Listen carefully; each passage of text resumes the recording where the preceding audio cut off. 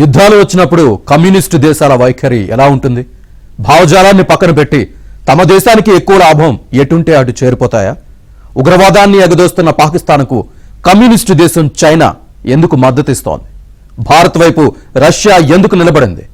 మన దేశంలోని ఎర్రన్నల అభిప్రాయం ఏంటి?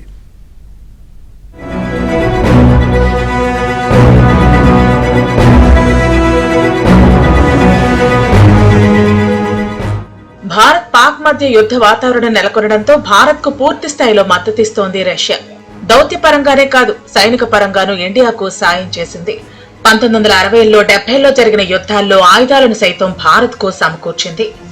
1965 యుద్ధం తర్వాత భారత్ పాక్ మధ్య ఉద్రిక్తతలు తగ్గించేందుకు రష్యా మధ్యవర్తిత్వం వహించింది.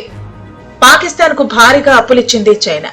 మొత్తం పాకిస్తాన్ అప్పులో 30% వరకు చైనా వారు ఇచ్చింది. పాకిస్తాన్ లో ప్రాజెక్టులు, పోర్టులు కడుతూ భారీగా లబ్ధి పొందుతోంది. అందుకే భారత్ పాక్ మధ్య ఉద్రిక్తతల నేపథ్యంలో దాయాది దేశానికే మద్దతిస్తోంది డ్రాగన్. యుద్ధం వస్తే పాకిస్తాన్ కు అండగా ఉంటామంటోంది. పేరుకే కమ్యూనిస్టు దేశమని చెప్పుకునే చైనా పెట్టుబడిదారీ దేశాలను మించిన పెట్టుబడిదారీ విధానం, సామ్రాజ్యవాదాన్ని అవలంబిస్తోంది.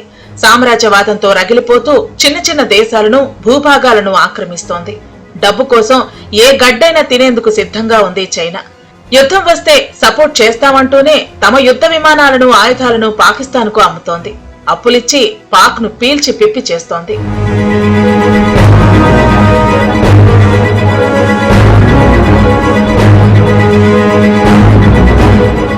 సిపిఐ తొలి జాతీయ సమావేశం 1925 డిసెంబర్ 26న కాన్పూర్ లో జరిగింది. 1920 అక్టోబర్ 17న ఒకప్పటి సోవియట్ యూనియన్ లోని తాష్కెంట్ లో సిపిఐకి పునాది పడింది. సిపిఐ ఆవిర్భావానికి రష్యా సహకరించింది. ఆది నుంచి భారత్ ప్రభుత్వానికి సోవియట్ యూనియన్ స్నేహహస్తం అందిస్తోంది. నెహ్రూ విదేశీ విధానాలకు మద్దతు ఇవ్వాలని సిపిఐని రష్యా కోరింది. అయితే నెహ్రూ విధానాలు నచ్చని వారు చైనా వైపు చూడటం ప్రారంభించారు. మావో విధానాల పట్ల ఆకర్షితులయ్యారు. వీరంతా కలిసి 1964లో సిపిఎంను ఏర్పాటు చేశారు. సిపిఐలో రష్యా భావజాలం, సిపిఎంలో చైనా భావజాలం ఏర్పడింది. సిపిఎం నేతలను చైనా ఆదేశాలివ్వటం మొదలుపెట్టింది. కమ్యూనిస్టు పార్టీ విడిపోయాక సిపిఎం వైపు బెంగాల్, కేరళ, ఏపీలోని ఎక్కువ మంది నేతలు వెళ్లారు. 1962లో భారత్ పై చైనా యుద్ధం చేయడాన్ని సైతం సమర్థించిన కమ్యూనిస్టుల్లోని ఒక వర్గం పాకిస్తాన్ విషయంలో భారత్ కే మద్దతిస్తున్నారు. ఉగ్రవాదులను ఏరివేయాలని, పాకిస్తాన్ తో యుద్ధం చేయాల్సిన అవసరం లేదని, అయితే యుద్ధం వస్తే మాత్రం భారత్ వైపే నిలుస్తామంటున్నారు. యుద్ధాలు అంతిమంగా ఏ సమస్యను పరిష్కారం చేయవు. ఏ యుద్ధం జరిగినా కానీ మళ్ళీ చర్చలే జరపాల్సి వస్తుంది. కాబట్టి ఏదో ముందే అంతర్జాతీయ ఒత్తిడి ద్వారా ఈ పని నెరవేరితే మంచిదైనటువంటిది. ఆ రకంగా భారత ప్రభుత్వం కృషి చేయాలి. అదే సమయంలో పాకిస్తాన్ను అదుపులో పెట్టడానికి ఏమేమి చర్యలు కావాలో అటువంటి తీసుకోవచ్చు, అభ్యంతరం లేదు. చైనాలో కమ్యూనిస్ట్ పార్టీ ఉంది. కమ్యూనిస్ట్ పార్టీ ఒక వైఖరి ఉండిండొచ్చు. కానీ ఏ దేశానికైనా తన యొక్క అవసరాల మేరకు చుట్టూ పొరుగు దేశాలతో ఎవరితో స్నేహం చేయాలి, ఎవరు చేయకూడదని వాళ్ళకు స్ట్రాటజీ ఉంటుంది. ఆ రకంగా చైనా స్ట్రాటజీ పాకిస్తాన్తో మొదటి నుంచి స్నేహంగా ఉంటుంది. కాబట్టి ఆ స్నేహంలో భాగంగా అయితే పహల్గామ్ దాడిని వాళ్ళు కూడా ఖండించారు. అయితే యుద్ధం జరిగితే వాళ్ళు ఏం చేస్తారు అనేది మనకు తెలియదు.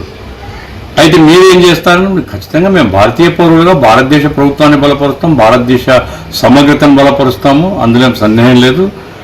చైనా కమ్యూనిస్ట్ పార్టీ ఒక వైఖరి తీసుకుంటే దాన్ని అంతా బలపరచాల్సిన అవసరం మాకు లేదు. ఖచ్చితంగా మేము భారతీయులము, భారతదేశం యొక్క సమగ్రతకు కట్టుబడి ఉన్నాం. అయితే అదే సమయంలో బీజేపీ ప్రభుత్వం పైన అనేక అనుమానాలు ఉన్నాయి.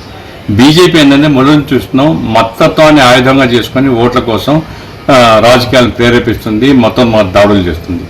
అట్లాగే దేశభక్తి పేరుతో యుద్ధాలను ప్రేరేపించి తద్వారా ప్రయోజనం పొందాలని చూస్తుంది. ఇవన్నీ దృష్టిలో పెట్టుకున్నప్పుడు మేమేం చెప్తున్నామంటే, మీరు అంతర్జాతీయ వేదికలను వాడుకొని పాకిస్తాన్ వేరు చేయండి, ఒంటరి చేయండి. అట్లాగే టెర్రరిస్టులు ఎవరైతే పహల్గామ్లో దాడి చేశారో వాళ్ళని అరెస్ట్ చేయడానికి, వాళ్ళని తెచ్చి భారతదేశానికి అప్పచెప్పడానికి వచ్చే పద్ధతిలో వాళ్ళని ఒప్పించే ప్రయత్నం అంతర్జాతీయ వేదికల ద్వారా జరగాలనేది మా ప్రయత్నం. అయితే వాళ్ళు కవించి యుద్ధానికి వస్తే ఏం చేయాలంటే ప్రతిఘటించాలి. అందులో సాధ్యం లేదు. భారత్ కు రష్యా మద్దతివ్వటం సంతోషకరం అంటోంది సిపిఐ. రష్యాతో స్నేహబంధం కొనసాగించాలని, అమెరికా వైపు మొగ్గు చూపడం సరికాదని చెప్తోంది. అసలు యుద్ధం అవసరమే లేదని, చర్చల ద్వారా సమస్యను పరిష్కరించుకోవాలని సిపిఐ కోరుతోంది. ఈ మధ్య కాలంలో అంతర్జాతీయ వ్యవహారాల్లో మన దేశం అమెరికా వైపు మొగ్గు చూపుతూ రష్యాతో సంబంధాలు తగ్గించినా రష్యా మాత్రం మనకు సపోర్ట్ చేస్తూ ఉండటం విశేషం. స్వాతంత్ర్యం వచ్చినప్పటి నుంచి రష్యా మనతో ఉంది. జమ్మూ కశ్మీర్ అంశాన్ని పాకిస్తాన్ ఎన్నిసార్లు ఐక్యరాజ్య సమితిలో లేవనెత్తినా రష్యా తిప్పికొట్టి ఇండియాకు బాసటగా నిలిచింది. పాకిస్తాన్ కు అండగా ఉంటున్న చైనాలో రూలింగ్ కమ్యూనిస్టు పార్టీదే అయినా పాలన మొత్తం నిరంకుశత్వంగా ఉంది. అధ్యక్షుడు జిన్పింగ్ జీవితకాలం పదవిలో ఉండేలా చేసుకున్నారు. ఆయన మాటే చైనాలో వేదం. ఆయనకు వ్యతిరేకంగా పార్టీలో ఎవరు మాట్లాడినా తర్వాత భూమిపై ఉండరు. కమ్యూనిజం అంటే ప్రైవేట్ ఆస్తి ఉండకూడదు. కానీ చైనాలో ప్రైవేట్ ఆస్తులు అపర కుబేరులున్నారు. క్యాపిటలిస్ట్ దేశాలను మించి పెట్టుబడిదారీ విధానం, శ్రమతోపిడి ఉంది. రష్యా సైతం నియంతల పాలనలోనే ఉంది. భారత కమ్యూనిస్టులతో సన్నిహిత సంబంధాలు నెరిపిన చైనా కొన్నాళ్ల పాటు తటస్థంగా ఉన్న ఆర్థిక ప్రయోజనాలే ముఖ్యమనుకుని పాక్ కు గట్టిగా మద్దతిస్తోంది. కమ్యూనిజం ఉన్న north Korea, Vietnam, Cuba, Laos లాంటి దేశాలు భారత్ పాక్ మధ్య సంబంధాల విషయంలో తటస్థంగానే ఉంటాయి. ఆ దేశాలు దక్షిణాసియా వ్యవహారాల్లో జోక్యం చేసుకునేంత స్థాయిలో లేవు. కమ్యూనిజం ప్రశ్నించే తత్వాన్ని ప్రోత్సహిస్తుంది. కానీ రష్యా, చైనాలో ప్రభుత్వాలను ఎవరైనా ప్రశ్నిస్తే చంపేస్తారు. చైనాలో ఉన్నంత శ్రమ దోపిడీ ఏ దేశంలోనూ లేదు.